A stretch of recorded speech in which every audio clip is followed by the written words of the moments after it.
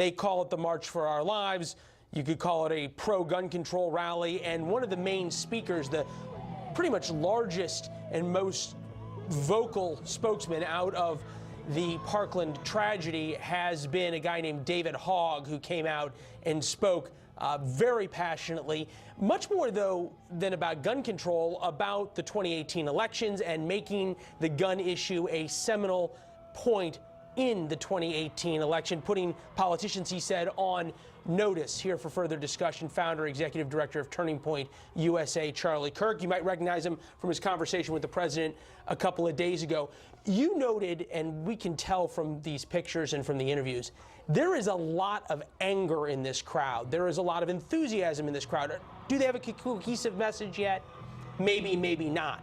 But should Republicans be worried that these folks are going to come out and vote in a way that could definitely change 2018? Yes, I mean, the energy is palatable, and I walked through the crowd. I had some very interesting discussions, but there's a genuine grassroots anger towards Republicans right now. I don't think it's warranted in the slightest. It's been building up over the last 14 to 16 months, ever since the inauguration of Donald Trump. And look, Republicans in Congress have to get their act together. I think the tax cut was great, but there's something to be said for this. I mean, that's hundreds of thousands of people. And I had conversations with a lot of them, and they really have no idea what they're talking about, especially with guns. Kind of feel sorry for some of them without putting them on the spot. But they seem to be very, very misguided. But there's emotion, and emotion drives politics. It certainly did in 2016. Without a doubt. And Liz and I were talking about this. It brings up a lot of important questions. Is where is the Republican messaging on this? You have a White House statement about Fix NICS being signed, the Stop School Violence Act being signed, President Trump rolling back the Obama administration's decision on bump stocks, yet not really getting a lot of credit for that.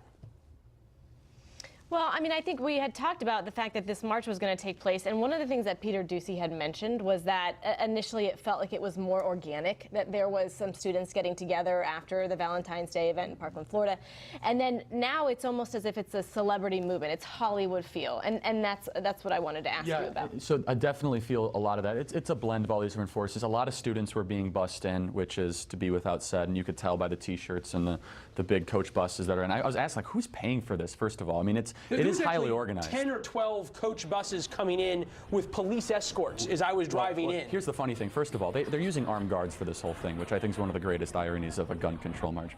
But the second point that I do want to make with this is that there's a lot of emotion and a lot of feeling. There's very little thinking going on. So let's just look in the last week. We have a documented example of an armed guard preventing a potential mass shooting in Maryland. We have an example of that.